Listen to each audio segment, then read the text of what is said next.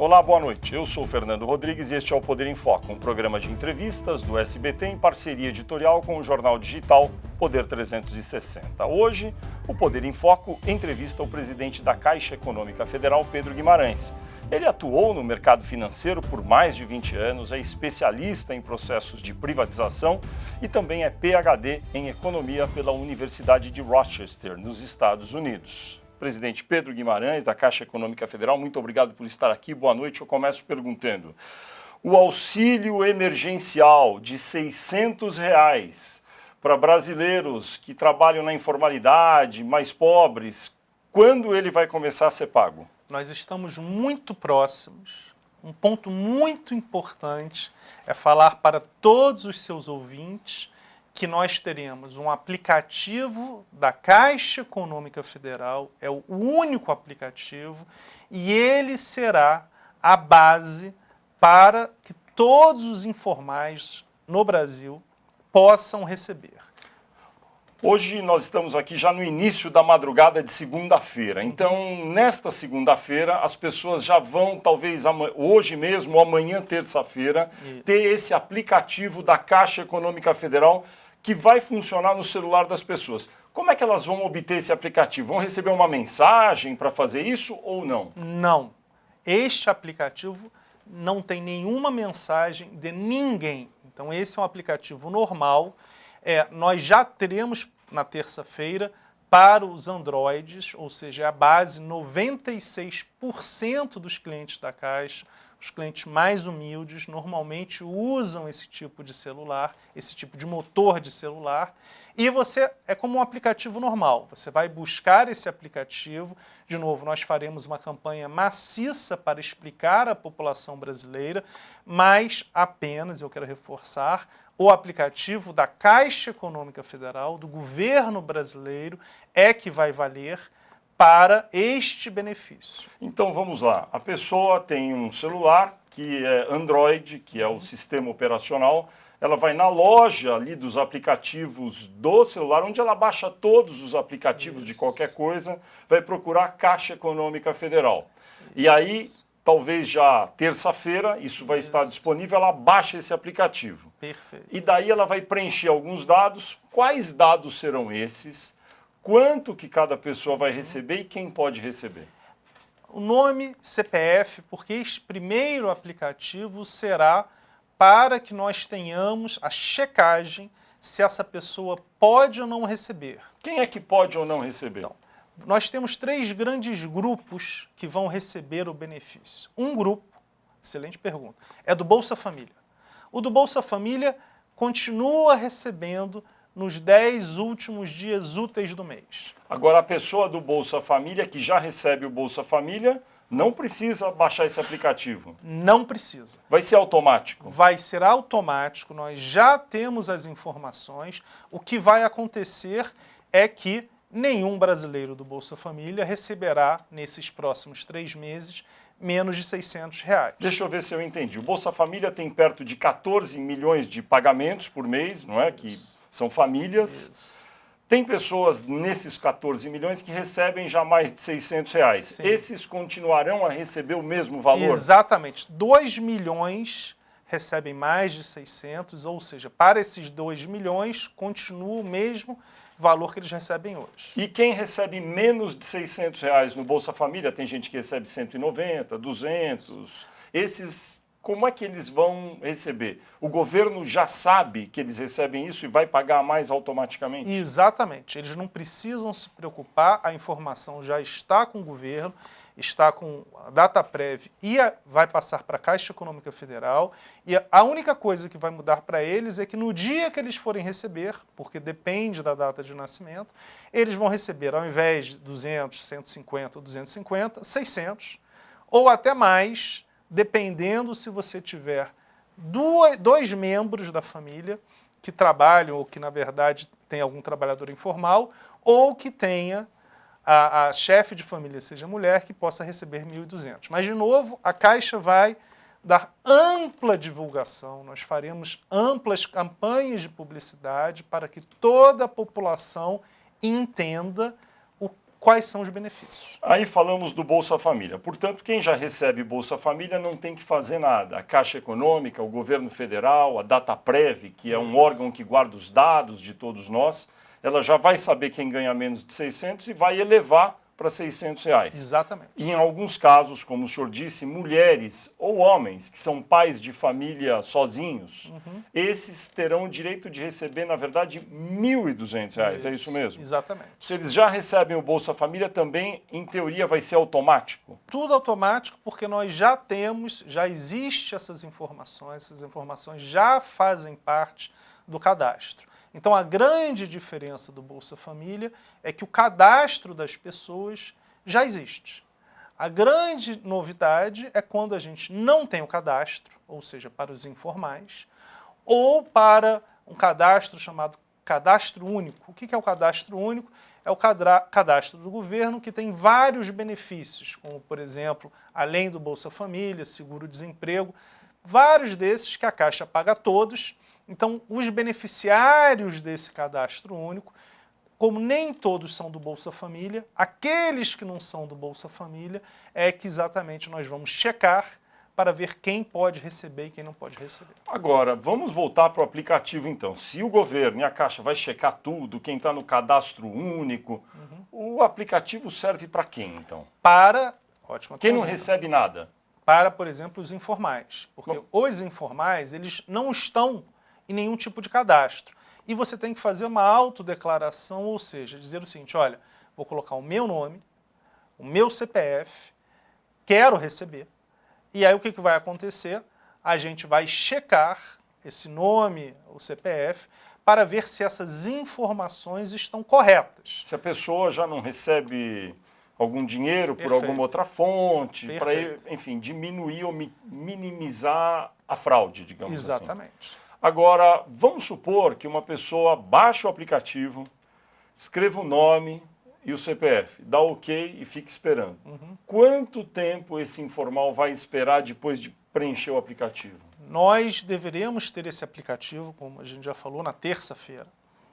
E imaginamos que tenhamos uma resposta muito rápida no começo de alguns dias e depois queremos fazer o pagamento em 48 horas. Mas no começo, realmente na primeira semana, que será mais intenso, nosso objetivo é realizar esse pagamento a partir do dia 13 ou do dia 14. Depois disso, são com 48 horas. Por quê? Todo dia, todo final de dia, a Caixa vai enviar para a Dataprev essa base de dados e a Dataprev vai devolver para a Caixa Econômica Federal com essa checagem completa. Estamos aqui na madrugada de segunda-feira, comecinho da madrugada, dia 6 de abril. Aí lança amanhã, dia 7 de abril, terça-feira. Aí a pessoa está lá com o aplicativo, ela preenche. Digamos que lá para o dia 10, 15 de abril ela receba esses R$600, o informal. Quantos meses essa pessoa, presidente Pedro Guimarães, vai receber R$600 por mês? 3 meses. E sempre na mesma data? Vamos supor que a pessoa recebeu no dia 15. Aí ela vai receber no outro dia 15? Sim. A gente não tem ainda definição, mas é exatamente isso que a gente está definindo hoje. Na verdade, a gente está passando essas discussões para definição exatamente, mas provavelmente será exatamente, recebeu num dia 15, receberá nos outros dia 15 do mês subsequente, no outro dia 15. Isso. E como é que a Caixa Econômica vai fazer, no caso, a gente sabe que tem, de pessoas informais, muito humildes, que não têm CPF? Aí a gente tem um desafio, porque nós vamos criar uma conta corrente. Como assim? A Caixa Econômica Federal dará de graça uma conta digital de poupança para todas as pessoas que não tenham conta hoje no Brasil. Então, será um benefício para todos os brasileiros, todos aqueles milhões que não têm conta nenhuma. Então, este será um processo que será, de novo, de graça, será muito rápido. Mas se a pessoa não tem o CPF, como ela vai abrir a conta? Então, neste caso, a gente vai realmente fazer um processo dentro da Caixa para ajudar, porque o que acontece? Aí ela vai ter que abrir um CPF, nós estamos discutindo como que a gente agiliza esse processo de abertura do CPF. Entendi. Ou seja, a pessoa, idealmente, pelo aplicativo do celular, vai colocar o nome e vai ter uma opção lá, não tem o CPF. Aí ela terá uma opção de obter o CPF e também imediatamente talvez ter uma conta digital. Isso, porque nós temos que checar, porque o que acontece? Para a abertura de conta, nós vamos simplificar ao máximo e tem essa conversa com o Banco Central. Nós precisamos de nome e CPF porque é uma conta digital simples. Normalmente você precisa de muito mais dados para poder. Então, quem tem o CPF, nós já temos a discussão com o Banco Central. Quem não tem o CPF, aí claramente é muito importante ter um CPF, senão a questão de fraude fica muito grande. Então, para quem já tem o CPF, já está resolvido. Para quem não tem o CPF, a discussão neste momento com o Banco Central, porque temos um problema potencial de fraude, então é importante o CPF para realmente você ter a minimização de fraude. Por que eu estou perguntando isso para o senhor? Porque alguém entra no aplicativo, inventa um nome muito fácil e fala, e não tem o CPF, Exatamente. Sou uma pessoa que trabalha informalmente e não tenho renda. Ah, então nós vamos abrir o CPF, onde é que você mora, vai ser tudo digital. Como é que a gente vai saber que aquela pessoa existe? Este é o problema que nós estamos discutindo neste momento. Então, assim, serão várias fases. Por isso que esse é um pagamento com um desafio muito grande, não sei se já foi feito no mundo e nem nesta velocidade. Nós, em 2 semanas, estamos colocando de pé um aplicativo que será baixado na nossa imaginação por 80 milhões de brasileiros. Que podem ser atingidos pelo benefício. Por um lado ou por outro, e até pessoas que não serão necessariamente, quando nós pagamos o FGTS, o saque imediato, 82 milhões de brasileiros ligaram para a central de atendimento. 82 milhões. Muitos que nem tinham direito de receber. Então nós temos também, claro, que pessoas que não necessariamente têm o direito de receber vão acessar, vão tentar entrar, mas esta é a discussão, por isso é que a gente ainda não anunciou, porque as nossas discussões nesse momento são exatamente para resolver este tipo de problema que a gente está discutindo agora. O que a gente está falando aqui é que há muitas exceções. Quem já recebe um Bolsa Família, quem está no cadastro, quem tem CPF, já tem uma situação mais ou menos encaminhada. Mas o país o Brasil é um país muito rudimentar em algumas regiões e muitas pessoas humildes talvez não tenham isso. E daí eu pergunto algo que me parece muito importante para quem nos assiste. As notícias falsas, as fake news sobre isso. Porque da mesma forma que alguém pode querer enganar o sistema, pode ter gente por aí querendo enganar essas pessoas. Como é que as pessoas vão se proteger e saber se informar corretamente nesse processo? Por isso que nós temos tanto cuidado, que nós temos não só o aplicativo, nós teremos a internet e um canal específico de telefone, onde também imaginamos que dezenas de milhões de pessoas irão acessar para tirar todas essas dúvidas, fora claramente as agências e as lotéricas. Se eu sou uma pessoa alvo desse programa, estou lá esperando para poder baixar o aplicativo, recebo uma mensagem no meu celular de texto. É falso? É falso. Certamente é falso. Não vai chegar nunca uma mensagem pelo WhatsApp? Nunca. A Caixa Econômica Federal... E-mail? Não. Pouca gente usa, mas... Nem por e-mail, nem por WhatsApp, nem por nada. O que a gente... Alguém telefonando? Zero chance. A Caixa não vai buscar. A gente vai fazer pelo aplicativo, pela internet da Caixa Econômica Federal ou por uma central de telefone. Que a pessoa vai ligar. Perfeito. Então, a chance da Caixa buscar é zero. Apenas as pessoas buscam a Caixa a partir desse contato, por exemplo, fez o aplicativo, aí sim tem a conversa claramente. Está na internet, a mesma coisa. Ligou para uma central de telefone. Aí, nessa central de telefone...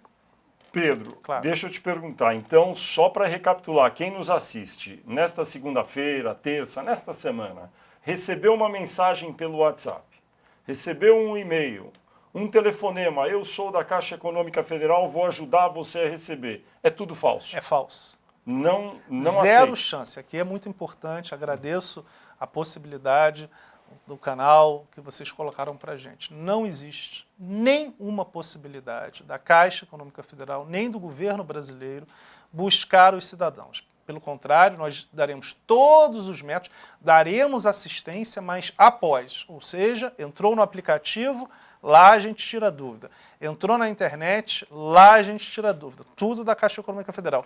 Ligou para uma central, que nós vamos disponibilizar na terça-feira o número também, lá se tira a dúvida. Mas é exatamente a pessoa ligando e buscando aqueles 3 grandes canais. Quanto vai custar para o governo federal pagar R$600 por mês por 3 meses para esse universo todo de pessoas? Nós temos ao redor de 98 bilhões de reais. Para pagar R$600 por mês. 98 bilhões de reais. Exatamente. Deve ter muita gente de olho nisso. E eu vou voltar de novo a perguntar a forma de filtrar as fraudes. Tem gente pensando só nisso neste momento? Muitas. A Caixa Econômica Federal, eu como presidente e 4 vice-presidentes estão, nas últimas 2 semanas, totalmente focados na operacionalização desse programa de pagamento, que é fundamental para o Brasil, para o presidente Bolsonaro, para o meu chefe, o ministro Paulo Guedes.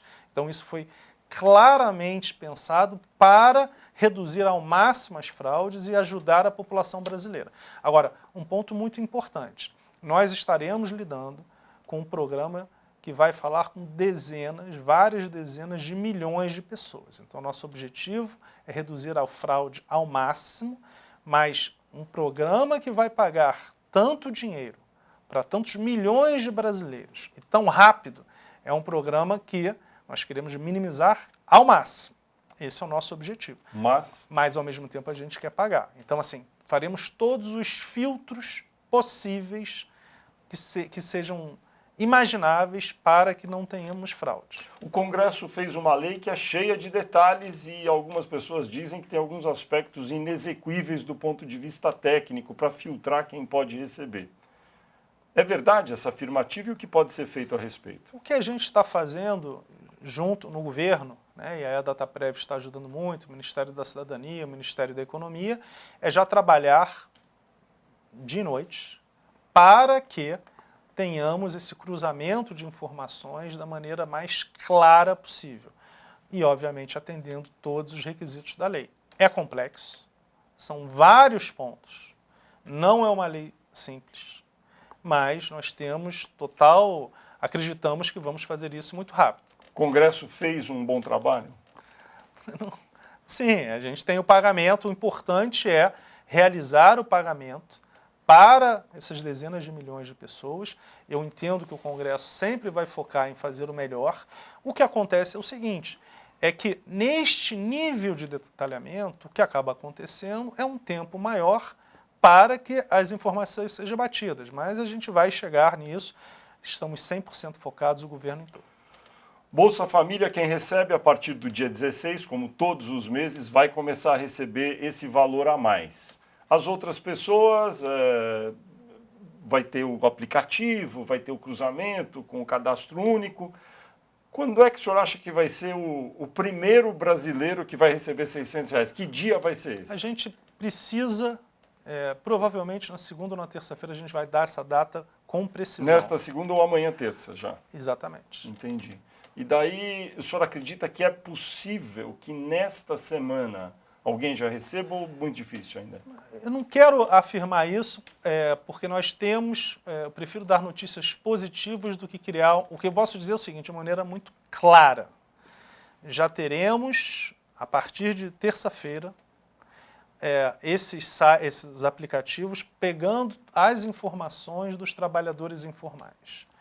O Bolsa Família já vem normalmente. E também começaremos a capturar as informações e medir as informações, bater, daqueles que estão no cadastro único e não são do Bolsa Família. Ou seja, os 3 grupos de pessoas que vão receber, nós estaremos trabalhando e acelerando o recebimento. Agora, eu não quero dar uma data específica porque tem exatamente essa questão, como você falou muito bem, do batimento das informações para que se respeite a lei que o Congresso executou. Eu perguntei isso de novo, estou batendo nessa tecla, porque houve na semana passada um movimento, muito de partidos de oposição, mas até ministro do Supremo entrou na onda com a frase paga logo, para pagar imediatamente esse valor. E as pessoas dizendo que o governo estava muito pesado, muito lento. Essa crítica é procedente? Nós temos uma lei com uma série de detalhes que tem que ser batidos, porque senão, como você falou muito bem, nós temos o risco real de pagar pessoas que não deveriam receber. Então essa questão, e não poucas pessoas. Então o importante é que nós tenhamos a clareza que as pessoas que vão receber merecem receber. Só que estamos trabalhando muito rápido e, de novo, de uma maneira que deve ser recorde, porque em 2, 3 semanas estaremos com a capacidade, porque já trabalhamos há 2, 3 semanas atrás, de pagar dezenas de milhões de pessoas por um aplicativo. Eu não sei se nenhum país do mundo fez isso. Então, seria interessante até dar uma estudada, porque, na minha opinião, pelo que eu leio, o Brasil é o primeiro país do mundo que faz desta maneira este pagamento social e com uma lei que foi promulgada há poucos dias. Então, a gente, de novo, com uma série de detalhes que não são detalhes pequenos. Estamos falando aqui até agora, esse tempão, sobre as pessoas individuais que vão receber R$600, mas o Brasil tem milhões de pequenos e microempresários com um pequeno mercadinho, uma manicure, um barbeiro, enfim, uma borracharia. Esses empreendedores sofrem muito hoje com o fechamento dos negócios em muitos lugares. Como a Caixa Econômica Federal pode auxiliar esse grupo social? Então, nós temos 111 bilhões de reais de novas linhas de crédito que anunciamos há 10 dias atrás. E destes 111 bilhões de reais, 60 bilhões vão para financiamento de capital de giro.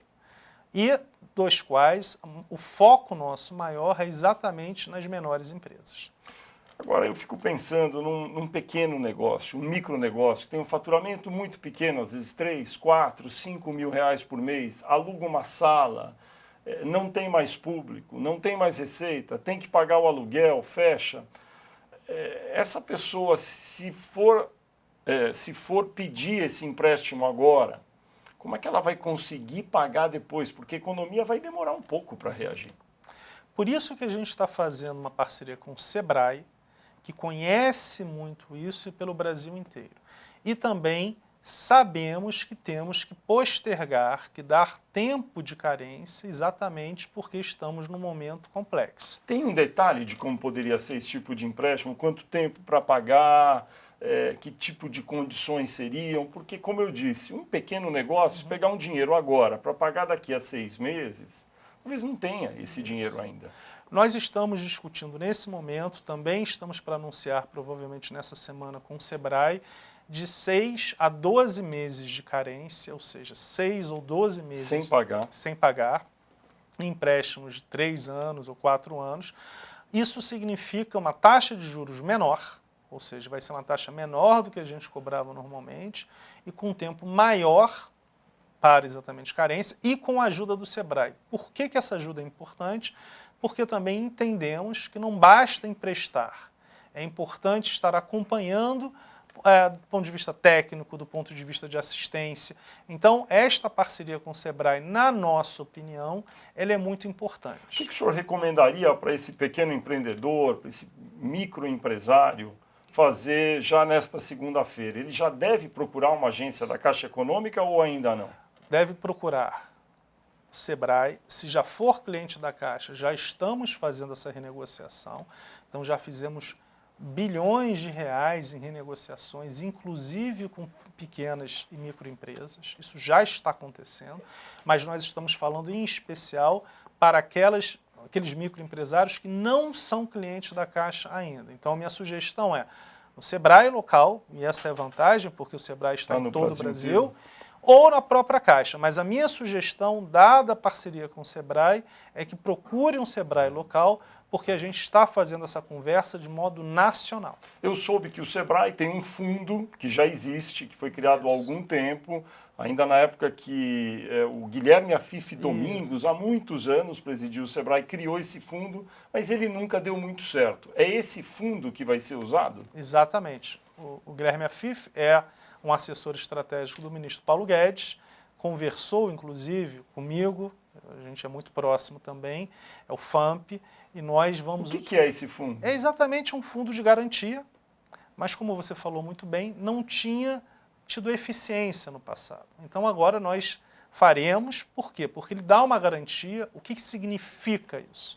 Reduz a perda potencial para a Caixa Econômica Federal com esse fundo, então ajuda a Caixa. Com isso nós conseguimos ampliar o tempo de crédito e o tempo de não pagar, o tempo de carência, ou seja, por isso que nós conseguimos 6 ou 12 meses de carência. Isso.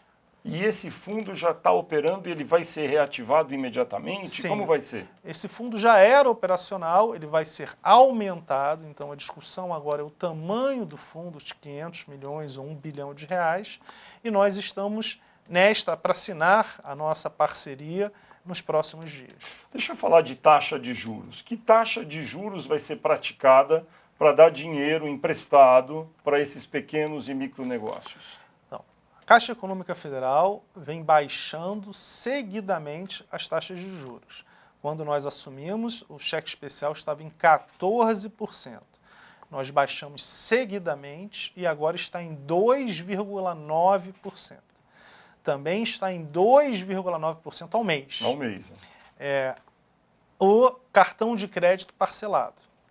Então, as duas taxas mais caras de crédito pessoal, nós baixamos sensivelmente, muito. Como baixamos também a taxa do crédito imobiliário.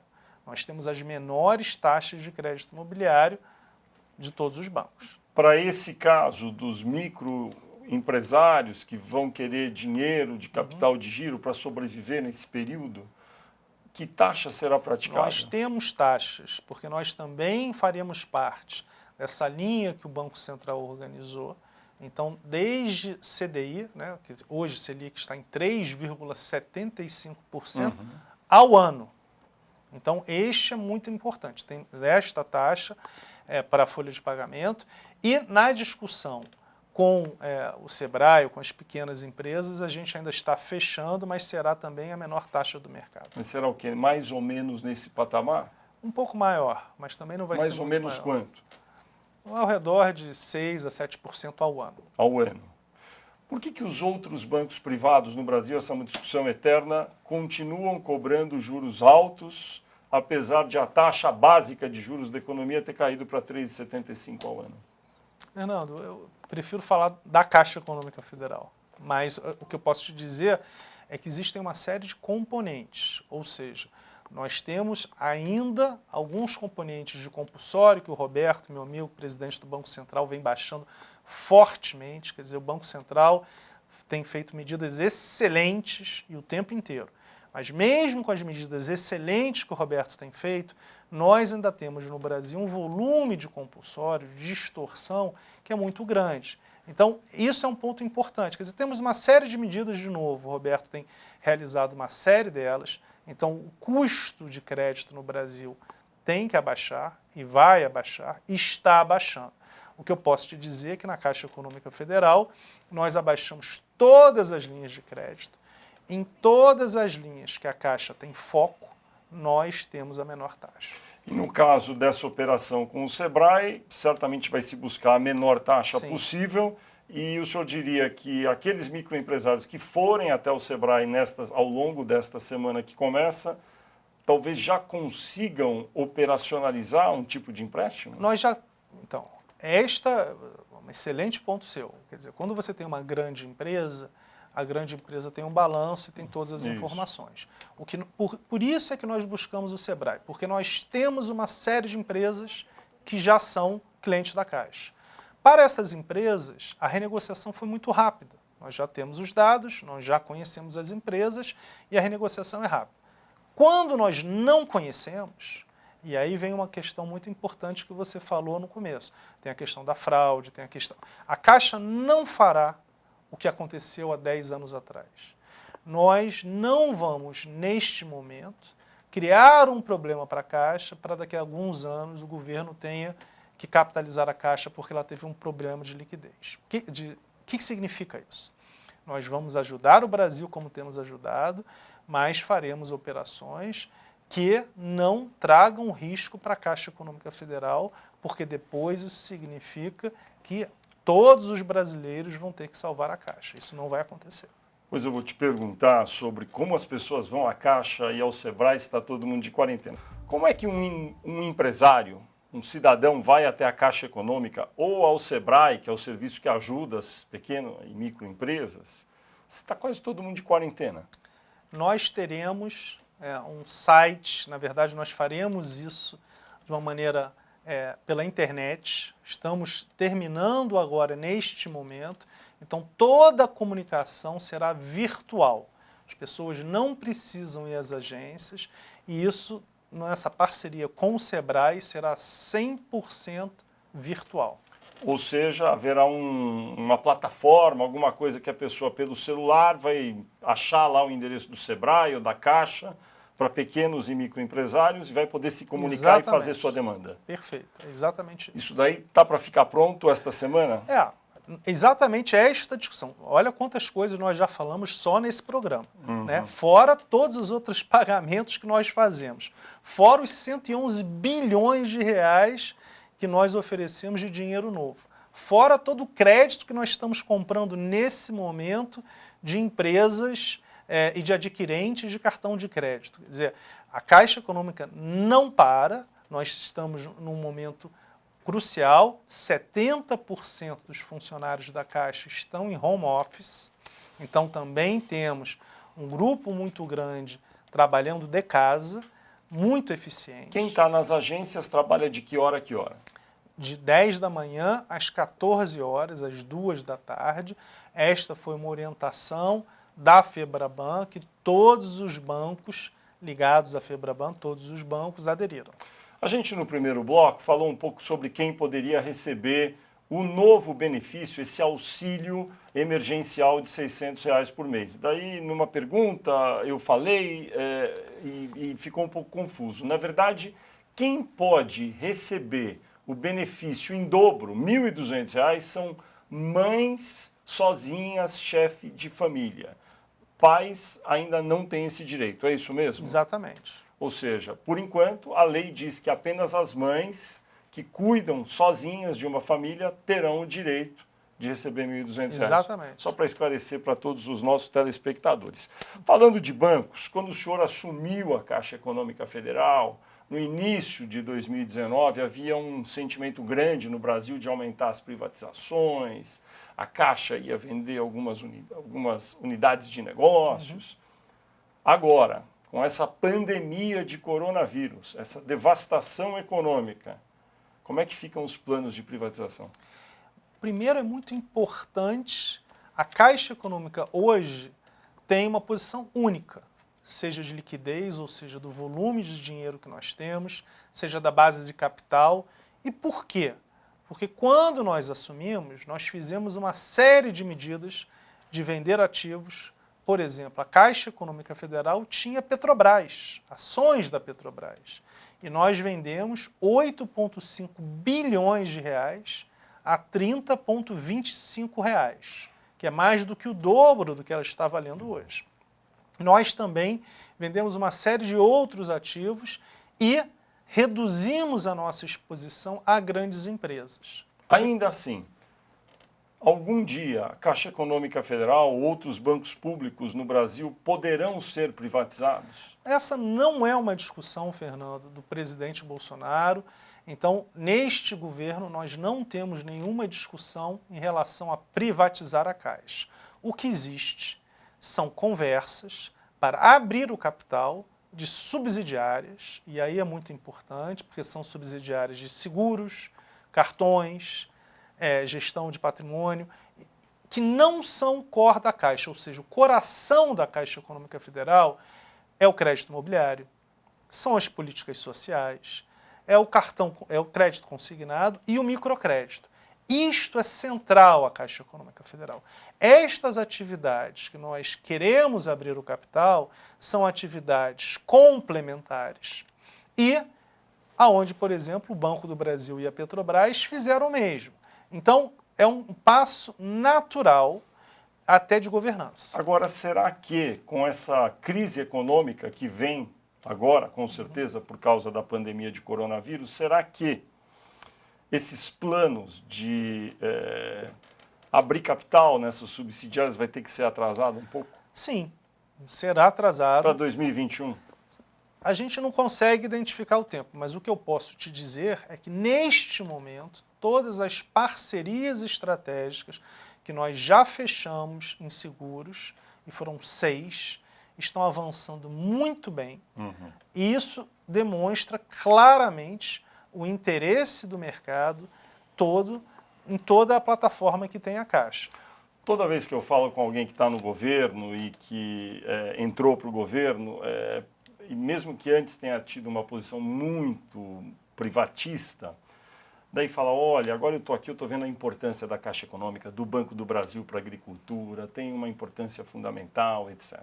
Mas daí eu gostaria de perguntar para o senhor o seguinte, não seria melhor, então, ter agências de fomento para essas áreas que a Caixa atua, microcrédito, crédito imobiliário, em vez de ter um banco? Porque a Caixa Econômica é um banco que compete com os outros privados. Não seria melhor, então, logo de uma vez fazer isso? Eu lembro que em 2008, acompanhei muito, estava lá, era correspondente, na crise do Lehman Brothers nos Estados Unidos, aquela quebradeira, tinham 2 empresas que davam crédito imobiliário, a Freddie Mac e a Fannie Mae, que receberam centenas de bilhões do governo americano e ficaram estatais até hoje, elas estão lá. Então não era melhor o Brasil logo de uma vez ter agências que atuassem nessa área e não bancos comerciais, como acaba sendo a Caixa? Quando você tem uma agência dessa, ela precisa ter um funding ou precisa ter um suporte financeiro. Esta é a grande discussão.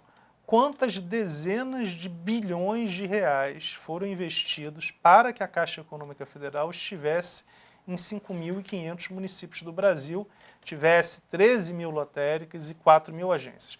A conversa, essa discussão não será feita pelo governo Bolsonaro, pode ser feita por um próximo governo, mas em relação à Caixa Econômica Federal, o que fica claro é que, do ponto de vista de políticas sociais, alguém tem que fazer esse papel. Exato. Como vai ser feito, de novo, eu quero reforçar, não será o presidente Bolsonaro que entrará na discussão de privatizar a Caixa. Como você falou no começo, a minha tese de doutorado é sobre privatização. Isso. Eu vivi várias privatizações, inclusive de bancos, inclusive a maior de todas, do Banespa, era o Banco do Estado de São Paulo. Isso. Então, tinha uma cabeça muito clara. Hoje, o que acontece é o seguinte, a gente respeita totalmente, sempre, a posição do presidente da República. Não tem discussão. O que acontece com a Caixa é que ela tem um papel social claríssimo. E o que é muito claro é que, se algum dia ela não for mais estatal, alguém tem que fazer esse papel. Porque o Brasil tem o Banco do Brasil, que é o maior banco, que cuida muito de crédito agrícola, enfim, tem uma função enorme no país. Por número de clientes, nós somos os maiores. Claro. Daí tem a Caixa Econômica, que por número de clientes e juntando a operação nas lotéricas é uma coisa realmente gigantesca, porque tem lotéricas no Brasil inteiro que operam junto com a Caixa. Aí tem o Banco da Amazônia, tem o Banco do Nordeste. Pelo menos não seria bom ter um banco só, então? Para que tanto banco separado? Esta é uma boa discussão, quero só reforçar que o presidente, claramente, Caixa e Banco do Brasil, não há discussão. Mas essa é uma discussão que virá. Inclusive, a partir dessa crise, de como sairemos da crise. Eu quero reforçar o que o presidente da República coloca e o ministro Paulo Guedes coloca. Nós estamos na primeira onda, na onda da crise da saúde. E nós entraremos numa segunda onda, que é numa crise econômica. Esta crise econômica mundial, ela trará uma série de questionamentos. Então, nós já temos e vamos ter questionamentos muito maiores daqui a 2 ou 3 meses. Tudo que a equipe econômica está fazendo é para reduzir ao máximo o impacto da crise econômica. Que tipo de questionamento vai aparecer por conta agora dessa crise toda que se forma na economia? Na economia eu estou falando. De toda a eficiência do aparato estatal, toda a eficiência que você tem do ponto de vista do crédito. Porque nós estamos falando, e você colocou muito bem, o crédito não está fluindo como a gente gostaria. E por quê? Quer dizer, quais são as ineficiências que existem hoje que fizeram que, no momento de crise, o crédito demore a chegar? Esta é uma discussão importante, porque nós temos um outro banco estatal que também é muito grande, que é o BNDES, e que foi utilizado politicamente, não é agora, mas foi no passado. Então, o BNDES, a Caixa, o Banco do Brasil, sem dúvida nenhuma, eles têm papéis que se sobrepõem. Então é uma discussão importante. Precisamos ter os três, não precisamos, mas esta é uma discussão que será feita após esta crise e, de novo, deixando claro, não neste governo que você terá privatização, como o presidente deixou muito claro. Tem 3 estatais que ele não discute: Petrobras, Banco do Brasil e Caixa. As outras não. Então, tem essa discussão. Nós estávamos, como governo, avançando em várias propostas. Agora parou. Parou. E como é fazer parte de um governo que talvez seja o mais liberal por conta da equipe econômica, a formação dos integrantes da equipe econômica, a mais liberal em muitas décadas, e estar neste momento implementando talvez o programa mais keynesiano que o Brasil já teve? Keynesiano, para o nosso telespectador entender, de usar o poder do Estado para reativar a economia com dinheiro público, basicamente. O que a gente está fazendo é ajudar aqueles mais necessitados de uma maneira muito clara. A gente está discutindo aqui 98 bilhões de reais para ajudar os mais carentes. Toda a parte de folhas de pagamento é para ajudar os mais carentes. Nós também na Caixa, dos 111 bilhões de reais, 90% é para as pessoas mais carentes e para as menores empresas. Poucos são para as empresas maiores. Então, existe aqui uma preocupação econômica e social muito grande de defender as pessoas mais carentes. Mas, assim, é inequívoco. É inequívoco. Nós estávamos conversando hoje com o ministro que este é um momento de cataclisma social mundial e que no mundo inteiro está se tomando e muito rápido. Então, o que a gente está fazendo, e é muito claro, é que nós tomamos decisões muito rápidas e com volumes muito significativos.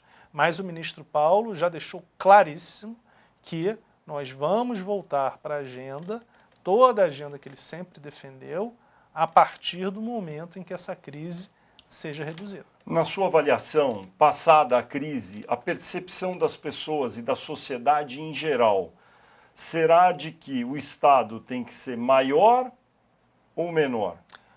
Eficiente. Ou seja, nós estamos sendo eficientes e vamos mostrar para a população que nós conseguimos chegar e ajudar com toda o poder da Caixa Econômica Federal e que isto é importante. Mas veja, essa é uma coisa, eficiência. A outra é a percepção das pessoas. A gente sabe que, exceto um ou outro país, Estados Unidos é um dele, mas a Europa, por exemplo, não é assim. A América Latina certamente não é assim. As pessoas querem muito, esperam muito a ação do Estado para ajudar a vida delas.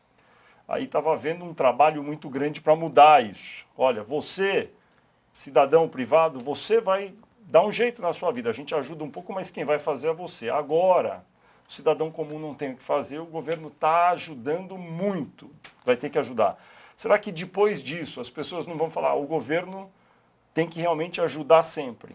Esse voucher, que as pessoas não gostam, chamam de voucher, a renda especial, o auxílio especial, será que não vai ter que ser mantido para sempre? De uma maneira clara para nós, é uma ajuda de 3 meses, né? Porque Até porque você não consegue manter o Estado e as finanças públicas com isso. Aí sim você explode as finanças públicas se você quiser manter essa ajuda durante um prazo indeterminado. O que é muito importante é que o governo consiga agir de uma maneira rápida e contundente quando há necessidade. Para isso, e é muito importante, se nós não tivéssemos aprovado a reforma da Previdência no passado, nós estaríamos numa situação muito pior. Ou seja, a aprovação da reforma da Previdência, todos esses movimentos que foram realizados ano passado, em 2019, permitiram que nós consigamos ajudar a população de uma maneira contundente. Como na Caixa Econômica Federal. Se a gente não tivesse em 2019 realizado uma série de medidas, eu não teria hoje um banco tão sólido, com tanto caixa, e qual é a consequência?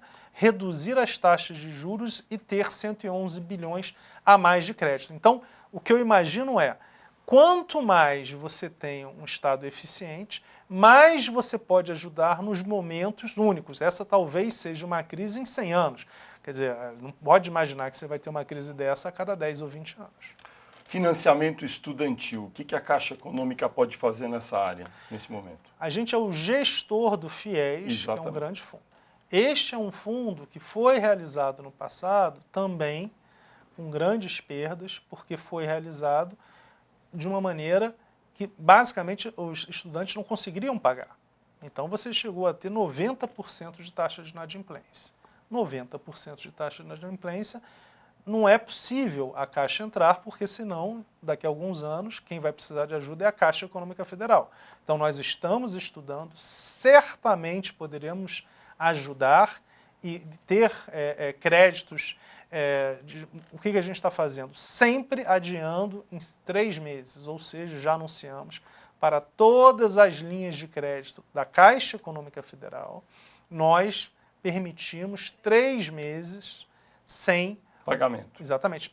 Para você ter uma ideia, 1.250.000 pessoas já fizeram isso só no crédito imobiliário. Dos 5 milhões de clientes, pelo aplicativo. Olha como o aplicativo é eficiente. Pediu para atrasar 3 meses o pagamento e ficar sem pagar 90 dias. Em uma semana. Então, mas aí tem que ser uma linha que dependa da Caixa. No caso do FIES. O FIES não depende da Caixa, é um programa federal, está tendo essa discussão no Ministério da Educação, mas aí, de novo, é uma conversa com o ministro da Educação. A gente é o gestor. O que a gente pode fazer é tentar ajudar alguém que tenha essa linha e que venha pedir um crédito pessoal para a Caixa. Minha Casa Minha Vida, programa de habitações mais populares. Como é que está sendo afetado esse programa? A gente estava discutindo nesse momento o lançamento de um novo programa, né, o ministro Marinho. Iríamos anunciar, agora ficou para daqui a alguns meses, já tem esse novo programa bem discutido, precisa passar, óbvio, já foi conversado com o presidente Bolsonaro, mas tem que passar ainda pelo ministro Paulo Guedes, por exemplo, e pelo presidente Bolsonaro com o grupo. Mas o que acontece? Esse programa... Que tamanho é esse programa? Aí, Mais ou menos. Eu prefiro que o ministro Marinho fale, e até porque nós temos que ter a aprovação final do presidente da República. De toda forma, não é para agora. Não é para agora, e neste momento nós não temos nada afetado do programa Minha Casa Minha Vida. Isso é importante. Ou seja, de novo, estamos falando da população mais carente. E a população mais carente é que tem a maior necessidade nesse momento. O que vai acontecer? Um atraso, como a gente já falou, a gente já espera isso, e é aí que a gente, na Caixa Econômica, já tem um nível de provisionamento mais alto e aonde eu espero que tenha uma perda potencial. O senhor veio da iniciativa privada, está na Caixa Econômica comandando. No começo do programa eu falei, o senhor pode tirar o crachá, o senhor ficou de crachá até agora, não quis tirar. O senhor está gostando de ser presidente da Caixa Econômica Federal? Mudou a minha vida. Eu passei, ano passado, 46 fins de semana viajando. Esse ano foram 5 ou 6 fins de semana antes de acontecer esse problema. E viajei para lugares que... Interior do Brasil mesmo. Interior do Brasil no norte, no nordeste, casas que não têm telhado, quando você viaja desta maneira, eu sou carioca, morei 15 anos em São Paulo e estou aqui com a minha família desde que o presidente ganhou e me mudei com a minha família. Mas o que eu tenho visto andando pelo Brasil com a Caixa não é nada do que era o meu dia a dia. Então, essa questão das diferenças sociais e da diferença que o governo faz, que a Caixa faz para a população realmente carente, muito carente, mudou minha vida. E está gostando? Estou gostando porque eu sinto, meus pais, perdi meus pais há 25 anos, tive dificuldade na vida, então quando a gente reduz o cheque especial e ajuda na parte do crédito imobiliário, eu lembro do que eu passei e acho que a Caixa Econômica hoje tem um presidente com a cara do povo que eu sou. Minha vida foi assim. Presidente Pedro Guimarães, da Caixa Econômica Federal, muito obrigado por sua presença aqui no Poder em Foco e eu agradeço também a você, telespectador, que acompanhou o programa até aqui. Aproveito para lembrar que você pode assistir a esta entrevista nos canais do SBT Jornalismo e do Poder 360 no YouTube. No próximo domingo, logo depois do programa Silvio Santos, tem mais um Poder em Foco, sempre conversando com personalidades do ambiente do poder. Eu espero todos vocês aqui e desejo também uma boa semana a todos.